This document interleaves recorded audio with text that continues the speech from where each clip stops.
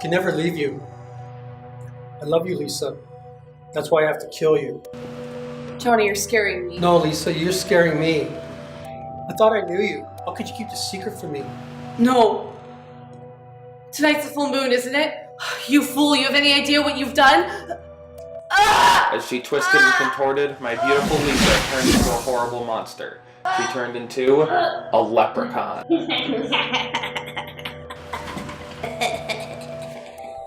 My name's not Johnny. It's Mark. Mark Punchman. And I got a secret too. I'm the greatest karate master in the world. Oh, wait. What the fuck? I think you can stop reading. I get the picture. Oh, okay. Basically, he goes on to fight her with his kung fu skills, but she pulls a meter stick out of her purse and cuts him with it. You're tearing me apart, Lisa. Then he realizes he can't beat her in a fair fight, so he pulls out a gun and shoots her. And then karate chops her head off, and then shoots himself out of grief.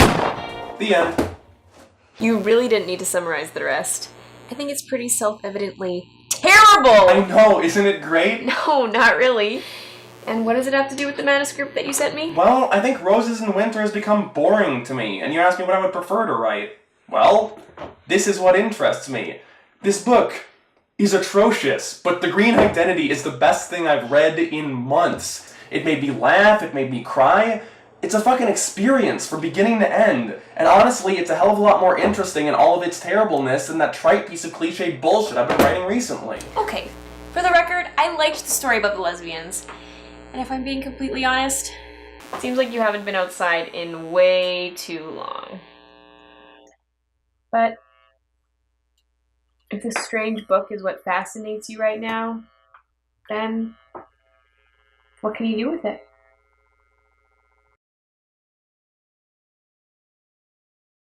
You want to do what? I want to write a sequel to The Green Identity.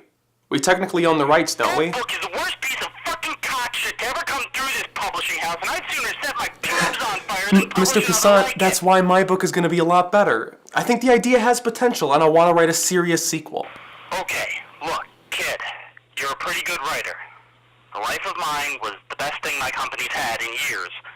That manuscript you sent me was fine. I liked it. Roses in Winter's a good idea. You just need to polish it up a bit, and we'll have another hit. Look, Mr. Passant. Roy, Roses in Winter isn't going to sell. I've been in my house for weeks trying to finish it, but it's going to be a boring book, and no amount of rewrites is going to fix that. I promise you. This Green Identity thing, there's something about it. I've never seen a sequel idea with more potential than this one. It'll be a masterpiece. I bet my career on it.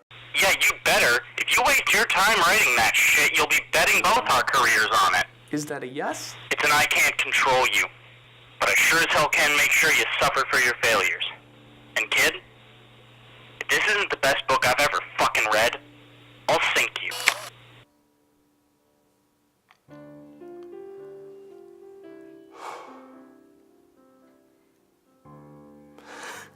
Yes!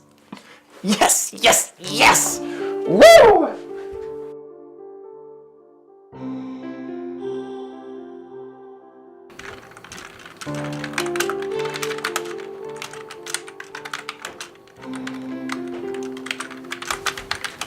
It was daytime when Mark Punchman stumbled into the restaurant. He looked sickly and tired, like he hadn't slept in days. No, that sucks. Mark woke up in the hospital, shocked to even be alive. As he looked around him... No, not that either. God damn it. Think, Ferris, think. First person, maybe. The shadowy figure had me at gunpoint, and I knew this would be the end. I know the police will tell you I'm crazy, but everything I tell you is true. Hi, I'm Mark. You probably don't know. I was having a drink at some dusty bar I had made my home since coming to Europe. Once upon a time, I was a karate student. Tell me what you know about Wendigos. God damn it! Why did I quit writing my previous book if I was just gonna write the same boring garbage again? Sarah was right. I've been in this house too long.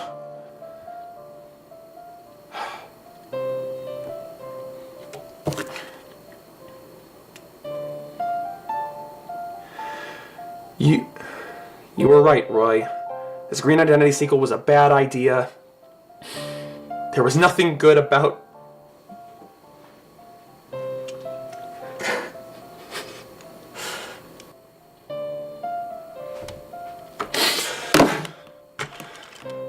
You know what? Fuck my career. I didn't like writing anyway. Leprechauns are real, and even my black belt karate skills couldn't kill one. Instead, I just shot her, which would have been awesome if she wasn't also my girlfriend. I first met her at school while on my way to return a copy of Lolita, Nope, that's way too creepy. to return a copy of the Holy Bible, Oh god, that's even worse. to return a copy of Infinite Jest, That's too good. to return a copy of Animorphs Part 35, The Proposal, That's still too good. to return a copy of the Da Vinci Code, which turned out not to be a manual on Renaissance art after all. You know, being a karate master isn't all it's cracked up to be. You think you're all hot shit until your girlfriend grows a ginger beard under the full moon and starts kicking your ass with a meter stick. At that point, honor kinda goes out the window, and you have to resort to whatever dirty tactics will keep you alive. I wish I could have given her a better death, but at least she got decapitated when all was said and done. Everything was fine after that, at least until I realized that being a leprechaun is transferred by bite.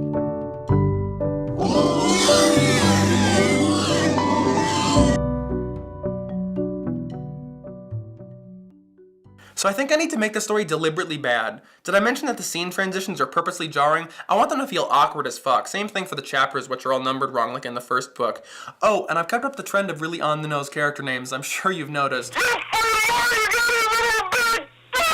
Yeah, I think it's great too. And it's set in the same universe as The Life of Mime, so it's technically a sequel to that too. I'm starting a whole crossover universe here. So right as he goes to the bathroom, we skip ahead to the end of his fight with the Leprechaun Mafia, who it turns out are just pawns of the Illuminati the whole time. It's a cliffhanger ending. My working title is The Green Identity 3, The Green Supremacy. I'm skipping straight ahead to book 3 for a joke, but I'm leaving room for a sequel in case it really takes off and I need to write the Green Ultimatum. Anyway, what do you think of the sample pages? They're fucking atrocious. Why are you writing a bad story on purpose? Because it's funny and self-aware, and because I tried writing a serious version and all it ended up being was boring. Part of the magic of the original story is how it takes just stupid premise so seriously. If I want my sequel to capture the same feeling, it needs to be just as sincerely dumb as the original was. If I try fixing the bad parts, I'll just end up fixing the good parts too. Does that make any sense at all?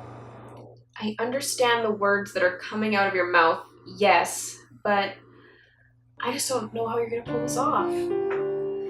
And you look really tired, Varys.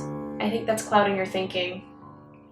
And do you honestly believe that anyone's gonna want to read a deliberately bad sequel to a terrible book that no one's ever read? To be honest, I don't know. I'm happy you're following your passion, but I just want to see you succeed. This is probably going to end your career. You know that, right? Yeah, I know. It's just... this book could be genuinely great, and nothing great ever comes without risk. It's a leap of faith I'm willing to take. It'll be my own personal Trout Mask replica. Okay then. I just hope you know what you're getting into.